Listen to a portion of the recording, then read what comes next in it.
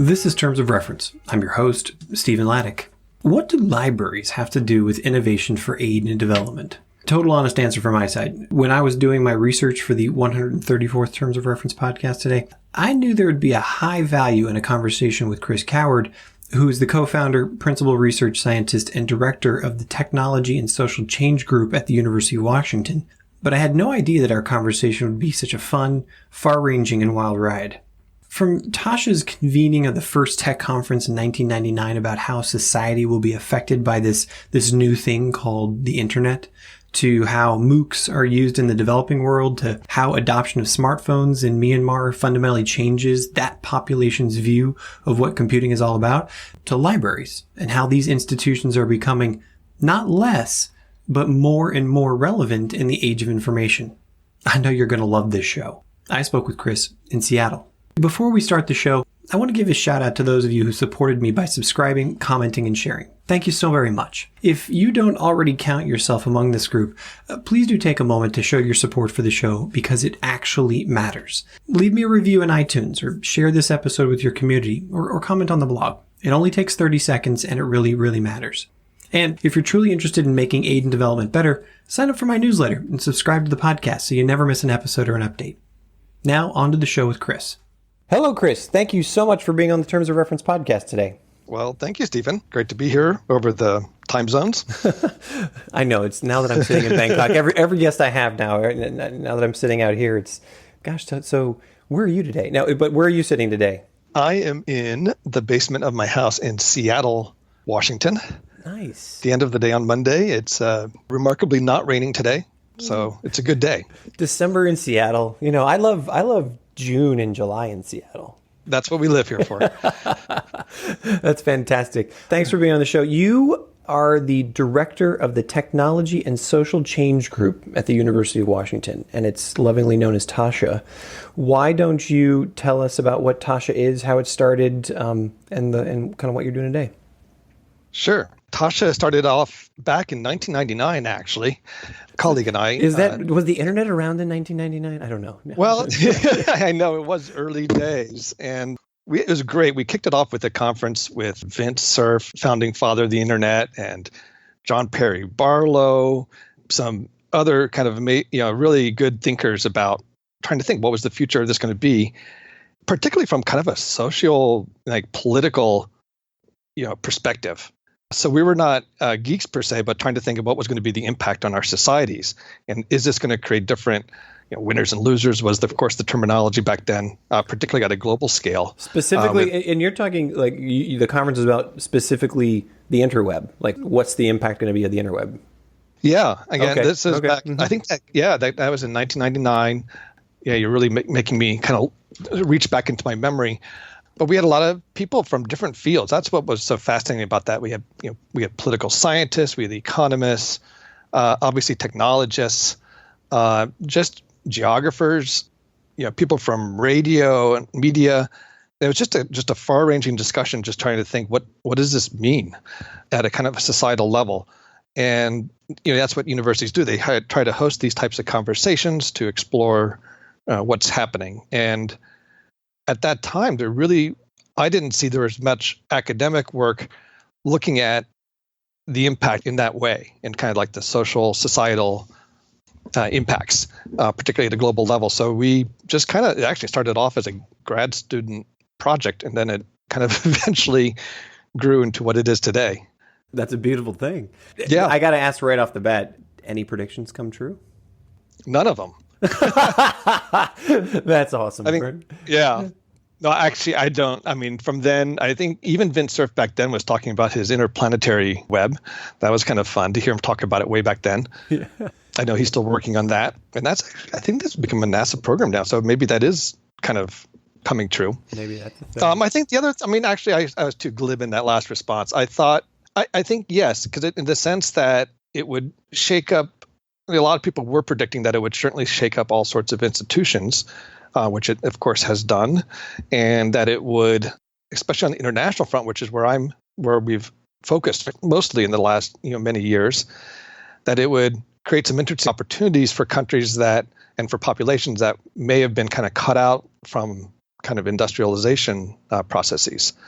So that part I think is true. Whether we knew which countries it would be or for what reasons, that we didn't know, but there were certainly some signs. We certainly know from that was right around of course, the turn of the century with Y2K, and that event was largely credited for really propelling India in its kind of software internet industry because of all the work that went on to place those missing digits.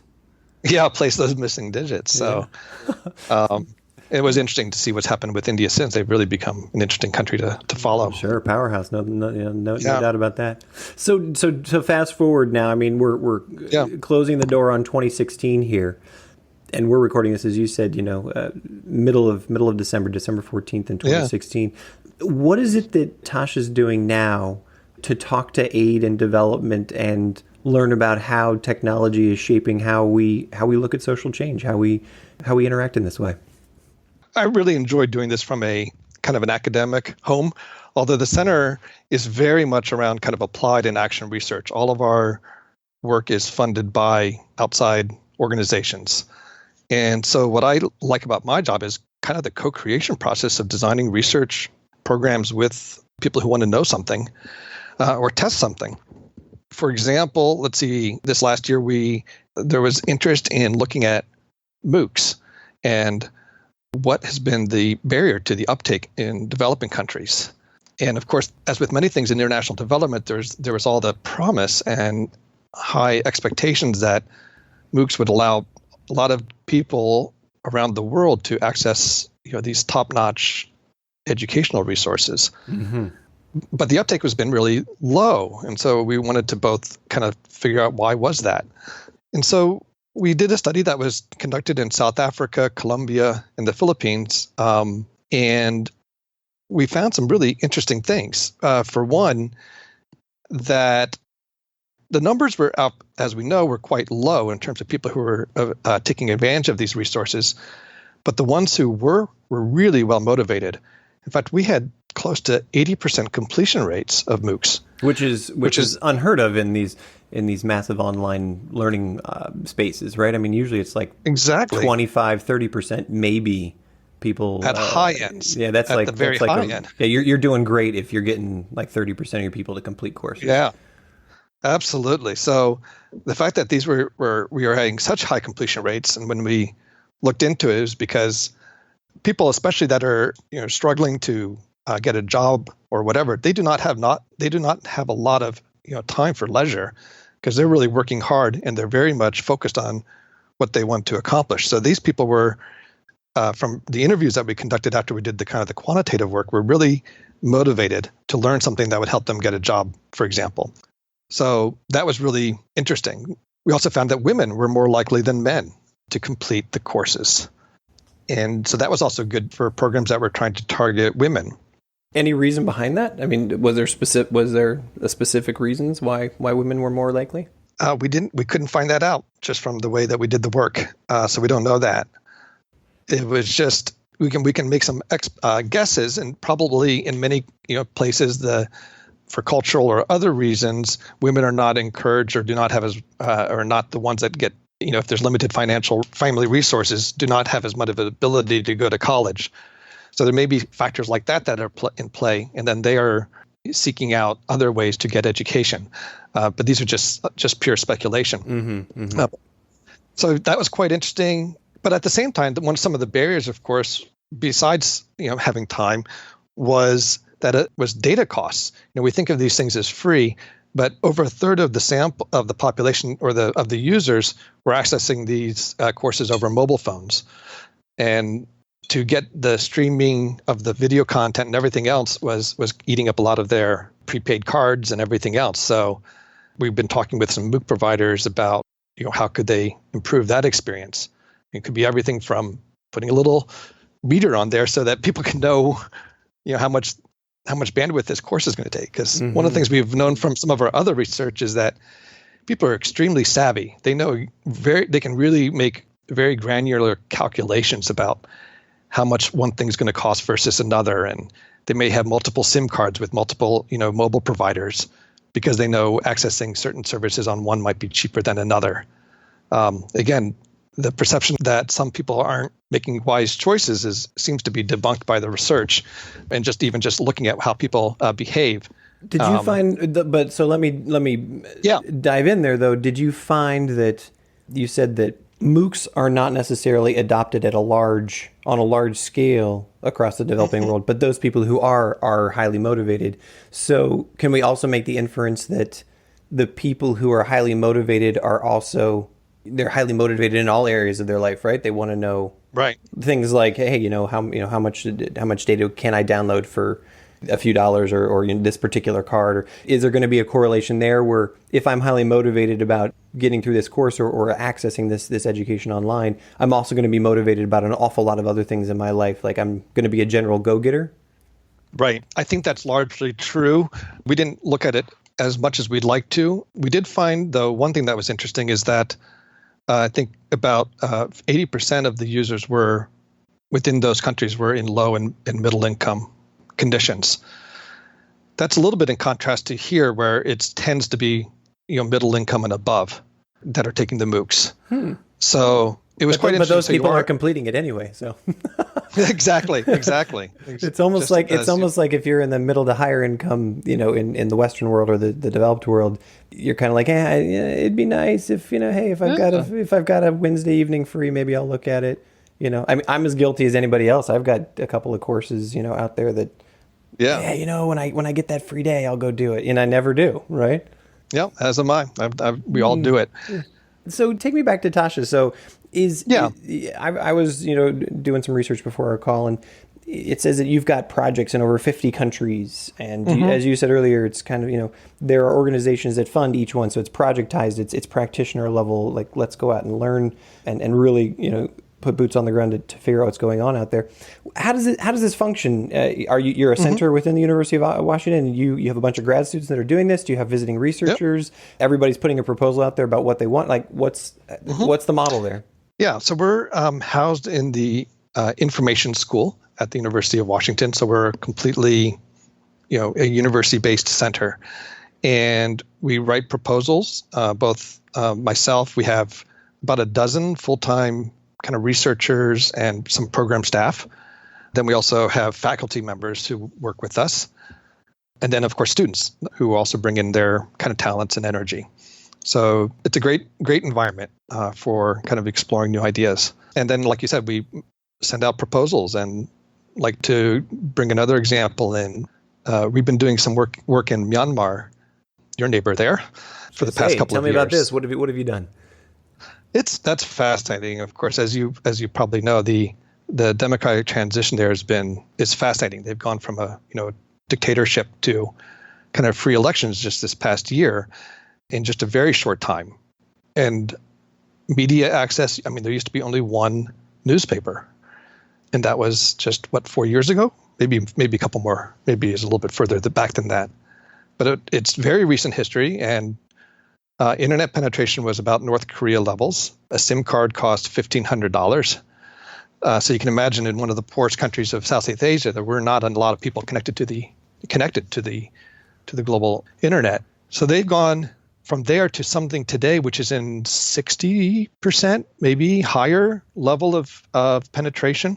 And it's happening where they've leapt over everything, phones and computers and even and even feature mobile phones directly into smartphones. That's their first digital experience is on a smartphone. So if you think about it, just think about any one of us who've grown up, or our first encounter with digital technology was probably a computer of some form. I put a headset inside a box to dial up to a BBC, man. I mean, there we go. All right, now you're dating yourself. So for us to remember those old, those bauds, whatever, 2400 bauds and lower. Oh. So that noise. And so do you have research now that's showing how this is playing out? Because I'm thinking if the first experience is a smartphone, and here I'm gonna make a massive stretch, right? Let me see if I completely fall on my face. It probably won't be that massive. Yeah, let's give it a shot. But here's one of the things that we know about cars today in the developed world, right? That we're raising right now a generation of non-tinkerers, This is one of the lamentations of NASCAR, right? That boys and girls who are growing up today, they're not growing up in a culture who, at least in the United States, where you are expected to be able to fix your engine, right? You put your own oil in these kinds of things. And so much of the magic of how motor power works is gone. And the learning behind that is gone. And so problem solving is gone as well. Like the critical thinking behind, can I bang this or turn that knob is lost. And therefore, the magic of the power vehicle, or I'm losing my whatever the terminology is, the sports car is also going away as well. Are we at risk of that as well? So let's just talk Myanmar. If the first thing I see, if this is my first experience as a smartphone, the essence of how that came to be, there's no foundation. There's no foundation there. So will that either destroy or massively increase critical thinking around computing? I think it will. It has a huge risk of being a danger, or having all those risks as you mentioned. Surveys show that in Myanmar, this is not our work, but other people's work show that, and this is true in many countries, but it's particularly in Myanmar where, well, let's step back. Obviously, if you're coming on through a smartphone, you're having pretty much an app-based view of the internet versus a browser-based view or experience, and therefore you get your conception of what this is becomes very much distorted by that experience. So in places like Myanmar, you have 3 times as many people say that they've used Facebook than have used the internet. Interesting. So the knowledge there that when they're using Facebook, they're using the internet. They just don't. There's no connection there. There's no connection from what I know. So many people say Facebook equals the internet, and it seemed to be true. Everybody was on Facebook, and there was very, very few alternative sources.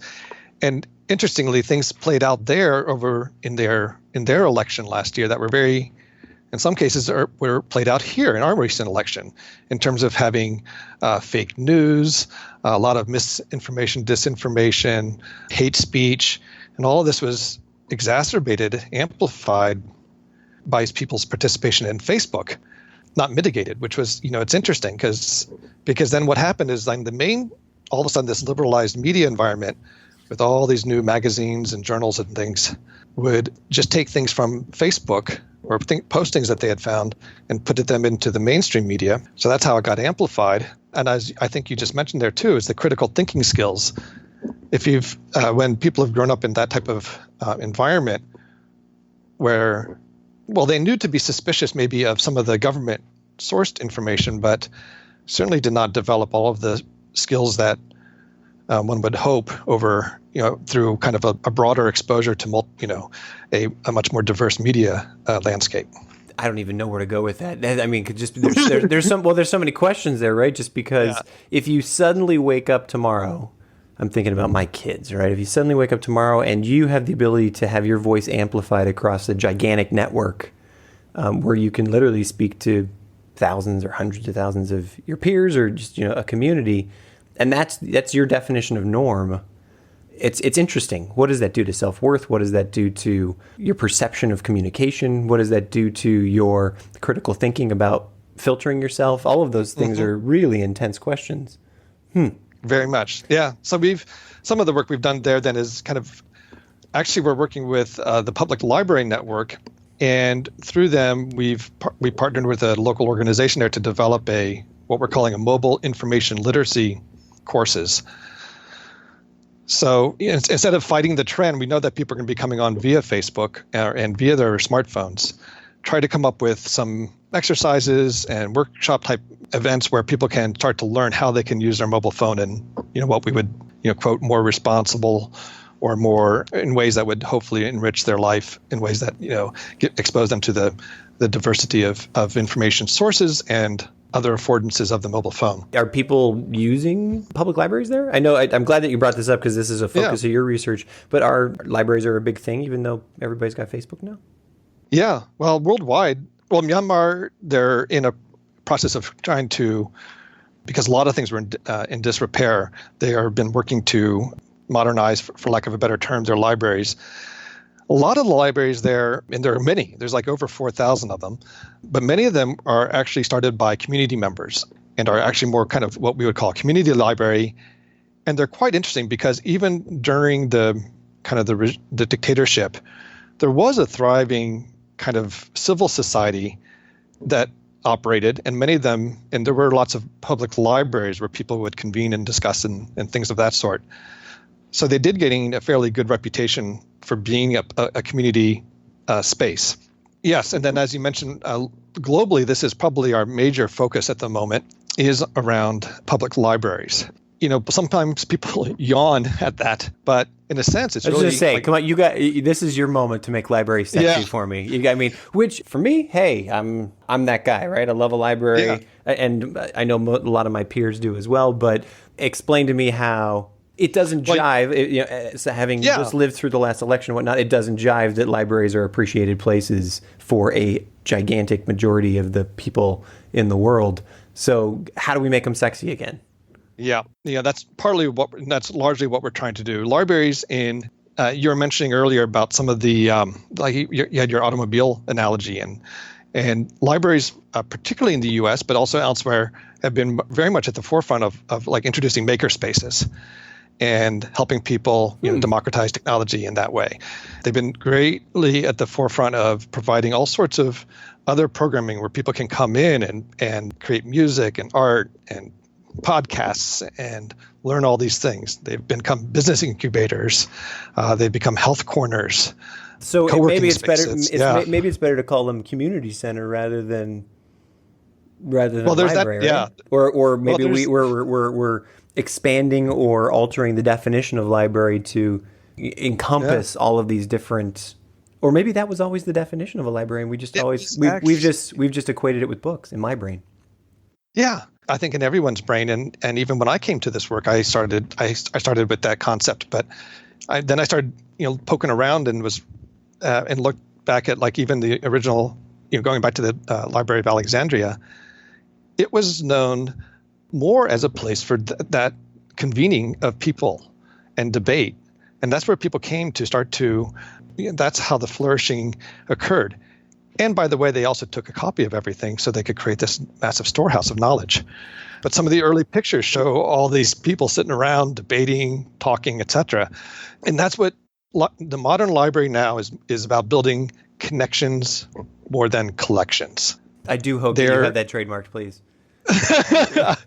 No, it's not mine. It's not mine. I heard it at a conference in Denmark, and I thought that is absolutely correct. Yeah, that's awesome.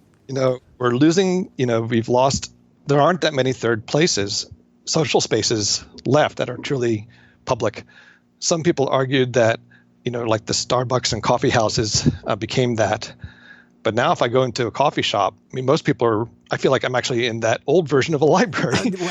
I can't believe you're totally blowing my mind here, because it's so true, right? You walk into a Starbucks, you walk into any coffee shop, and there's 10,000 of them in this city that I'm sitting. And what is there? Everybody's got their earbuds on. Everybody's looking at a screen. They're actually they want you to turn the music down, and they want a nice cool place where they can, cool as in temperature in my particular case, where they can have a cup of joe and do their work, right? Yeah. And you feel like if you have a conversation, someone's going to look at you and say, shh. Yeah, exactly. This is blowing my mind. And so now libraries are like, hey, come and be a little rowdy, like interact.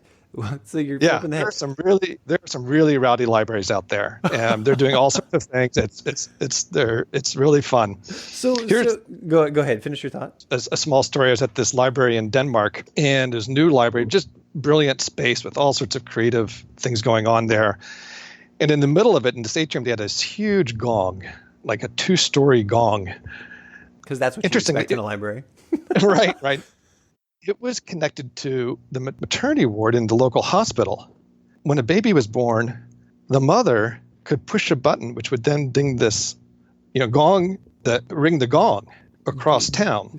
Baby and gong, all of a sudden, right. And all of a sudden, you're part of. If you're in that library, and you're like, a new citizen to our community. So that level, all the way down to the actual programming and maker spaces and all those other things, was superb to see. So take me. I want to bend this conversation in the direction of: are you able to move these ideas into the aid and development space? Are you? Are the organizations who sponsor your work, do they then take this knowledge and pull it into their programming, or is it something that then you present at conferences and hope it trickles down? How do you take these new ideas and these, it's really interesting. This whole library thing is blowing me away. That it's really reciprocal, right? It's like we've returned to where we were 1,000 years ago, or it's time maybe to return. How does that happen? How are you going about that?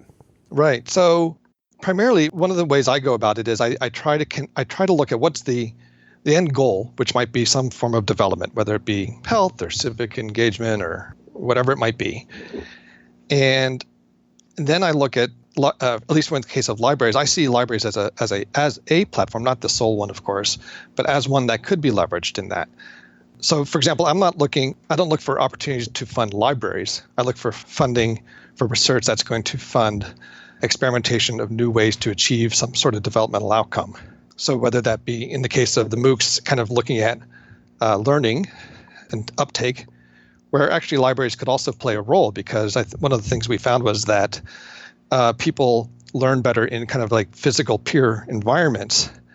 And again, that's another place where libraries have played a strong role, is in kind of having these learning circles and kind of facilitated MOOC sessions. We're looking at also, for example, ways to improve data literacy and trying to and ways for people to use a lot of the new open data that many governments are making available. And again, it just so happens that libraries are one of those places that can be a good entry point for people to access these materials.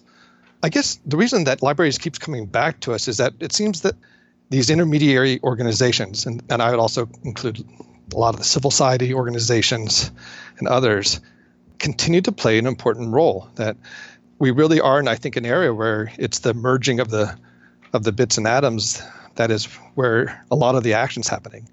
Again, whether it's a makerspace and bringing together the hardware and the software, or a library where you can convene people who are using technology in creative ways, that's kind of where I think a lot of the action is these days. And so let's be specific. So who funds the projects? Yeah. Are these aid and development organizations? Is it government? Is it corporations? Who, when you're writing a proposal, who does that go to to actually put the dollars and cents in your bank? Yeah, so we've received funding at the government level. We've had USAID funding that funded a lot of our work in Myanmar, and also the MOOC research, and also the Millennium Challenge Corporation, which has been funding some of our evaluation work in Namibia. Mm-hmm. We also get more of our work is funded by private foundations. Our largest one is the Gates Foundation out of their Global Libraries program. And we've been a research partner with them for a number of years. We've also received money from the Open Society Institute, Microsoft on the corporate side, and recently we've also working a lot with the Tableau Foundation on their data side. Yeah, super nice. We actually foundation. Yeah, we had the Tableau Foundation on our show here very recently. Oh, excellent. Yeah. That was a great conversation about their program with PATH about ending malaria. Cool. Yeah, they've done some fantastic work with PATH. Yeah. My wife works for PATH, actually. That's unbiased. Oh, yeah. Oh, now the universe is just closed in on us. Oh, no. Yeah. Although it wasn't in that program, so it was, she didn't know that they got money from Tableau. Are there any examples that you have over since 1999 of research that you've done or projects that you've been a part of that have trickled into what you'd consider standard practices in aid and development today? I mean, is it any of the library work or working with smartphones or these kinds of things where it's just now it's a no-brainer? It goes in every proposal, or it's just a standard practice that you see? I wish I could claim something like that. I don't know. I guess I don't have that example. We're working on things which I think will have a lot more impact in the future. Some things probably took off, but we're not even fully aware of it. We do know, for example, that some of our work on earlier work where we looked at the role of public access to computers was instrumental in countries such as Nigeria and Georgia and some other places where we heard directly that the evidence was used to allocate large government budgets to those areas. That was very heartening to hear. And we know, for example, that both Microsoft, through their corporate giving, used a lot of our work to understand and to advance policy issues, particularly in the European Union. We did a lot of work with Microsoft around looking at how migrants were using technology to assimilate into their new homes. This was many years ago before the current migrant situation. So they use that to help guide some of their programming decisions. Wow. And then the Gates Foundation has used it to try to understand the various environments in many countries so that they could direct some of their funding to the countries that they've been investing in. And you said that you've got research you're doing now, or maybe proposals out there right now that you think could have potential impact in the next 3-5 years. Is beyond libraries, is there anything that you can share that you think is particularly exciting? Well, for one thing, the library work's we're very fortunate that we were selected by the Gates Foundation along with 2 other organizations, which are the Public Library Association of the U.S. and the International Federation of Library Associations, which is based in The Hague, to lead a 10-year effort on kind of library innovation. Wow. So, yeah. Nothing like getting a 10-year contract. That's awesome. Congratulations. Yeah, it is completely, it's career changing for me. I'm humbled that they've selected us. I feel a huge responsibility, but it's going to open up all sorts of doors. And I'm talking with all sorts of organizations, not just about libraries, but really about how can we combine our various interests to look at how libraries can help advance the issues that they are interested in. And one of the areas, and this is something I've just been working on like literally in the last couple of weeks, is around civic engagement. With all the recent stuff around the post-truth and people realizing that the various echo chambers that we've fallen into within our media consumption, online consumption has, I think, opened up a space for public libraries to help restore some of that within our various communities. And this is obviously not limited to the U.S., it's worldwide. We saw it in Myanmar, because we worked on election-related issues there, and of course, many places and beyond. So I'm actually quite excited about the work that we'll be doing around connecting around civic issues. Is there any other story that you could share with us sort of off the top of your head where either it was a huge fail or something that's completely counterintuitive, where you expected one outcome and you saw the exact opposite? Well, we certainly didn't expect that outcome from the MOOC research where all these people were completing the courses. We thought we'd find that was quite surprising to a couple of the MOOC providers were also funders of that research. They funded USAID to oversee the research. So that was quite good. That was very much counterintuitive. We've had a sort of a belief in, but we weren't sure was, at one point there was this, many years ago, there was belief that if we kind of drop a computer into every village, that it would, somehow people would access all the information they needed to do to improve their lives. Well, that pretty much did not work. Yes.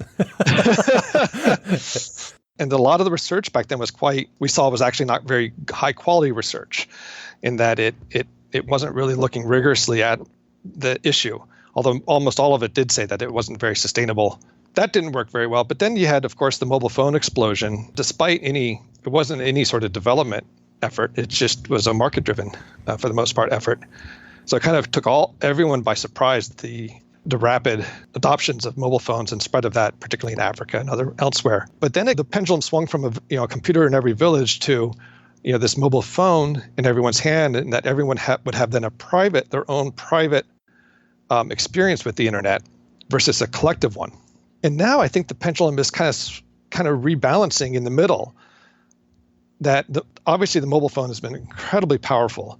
For example, the rise of the innovation hubs in Africa, like the iHub in Nairobi, if people are familiar with that, and the whole network of African innovation labs.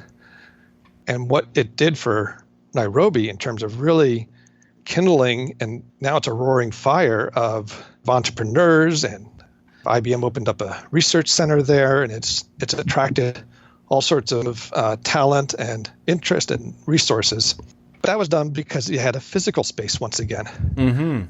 It wasn't as naive as plopping a computer into a village. It was done with a lot more thought. But what it did is saying that we actually need, that people do like to come together. They need to come together, and that's where learning takes place and creativity takes place when there's those physical collisions of people and ideas. And so we're not then each of us isolated with our own mobile phone, which is often, as you mentioned earlier, very much more of a consumptive experience. But you're in the presence of other people in more generative and creative environments to be creative and inventive. So I think there's this interesting bringing it back now, the role of the physical space. This is going to be off topic, but how important is or is not anonymity in the research that you're doing right now? I'm just thinking of the description that you just have about plopping a computer down didn't work, but now the market-driven mobile phone piece. This was supposed to be an individual experience in the internet. And now we're finding that we actually do need social spaces. But as the elections around the world are showing, we tend to gather in tribes, and we tend not to listen, or we're consumed or overwhelmed. But I have no data, no data on this at all. But I would argue that the vast majority of those people don't even realize that they're in the echo chamber, right? That's right. And I'm wondering, do you have any research streams that talk about or look at the power that anonymity is playing in these outcomes that we're seeing? That's a great question, and I do not know the answer to that. I'll definitely be looking that up. Well, the only reason is because it's classic. You go on anywhere now. It seems like it could be the most benign news story or the most benign blog, and the trolls are everywhere, right? We've seen, again, using the U.S. election as a backdrop, people who are paid to be trolls just for the fact of being a troll, right? Just for the fun of it. And a lot of people do it for the fun of it. And it's, man, what a massive problem to be solved. Because how do we, this is me, obviously, soapbox, I'm pontificating here, but how do we then get to a place where I feel like a lot of that would go away if we just demanded that everybody prove they were who they are? Because we know that people would rather die than be a public speaker, right? And anonymity has given them that complete, it's given them the effortlessness of being able to say whatever they want in a massively powerful way without ever having to face any consequence for it. And so I wonder, how do we reverse that trend? I've totally just gone, who knows where I just went, but I'll let you have the floor for a second. Well, I think you've hit on something in that if there's a message to the donor community, it's that up until now, when we've been dealing with technologies and development, it's always more, right? Let's try to find new. Let's expand the number of people who have access to the technologies. Let's expand the number of programs and services that people can use, whether it be for farming or health or education or whatever your topic is. All of these have been very good, but now all of a sudden I think we're facing that situation, like you were just saying, that it's how do we bring back into some of the critical thinking? How do we deal with some of these issues that have become now front and center in terms of the echo chambers and the fake news or all the other ways that the technology, and we've known it's always been there, but I think it's now much more front and center. And being able to direct some attention to trying to solve that problem, which as an optimist, I tend to think that these things can be addressed thoughtfully, is really worthy of our attention, collective attention, because it's just tremendously important, and it's not going to be solved by simply trying to get more and more into everybody's hands. I feel like we could probably talk for another 2 hours, but I'm aware that our listeners are probably wondering where we're going at this stage anyway. But I have two questions that I end every interview with, and the first one is, who do you pay attention to? You're lucky enough to be in the position of being a researcher and running a center, so you have lots of sources of information coming to you. You're always having researchers and students and other your colleagues throwing you new ideas and new threads. But do you have a blog you go to? Do you have a Twitter stream that you pay attention to? Do you have a go-to news source that you think is important to tell others about? I do obviously follow lots of people on Twitter. Do go to several blogs still. And I also rely on some of the researchers in my group we have a channel on our Slack that's all about like sharing things that we've come across. And that happens to be a fairly good way as well, relying on our good old human networks to point us into interesting things. So it's a bit of everything. It's the multiple choice, all of the above. It's tough. Sure. Yeah, it's it. No, every now and then I ask that question, and somebody's, oh yeah, you gotta go pay attention to XYZ blog because they're really on it. So the last question I have is, you spend a lot of time, clearly passionate about your library research and the other threads that you do at TASCHA. But is there something kind of outside of your research streams or outside the University of Washington, piece of technology or a process or other innovation that is specific to the aid or development world that you'd like to geek out on, or you just like to give a shout out to because you just think it's super cool?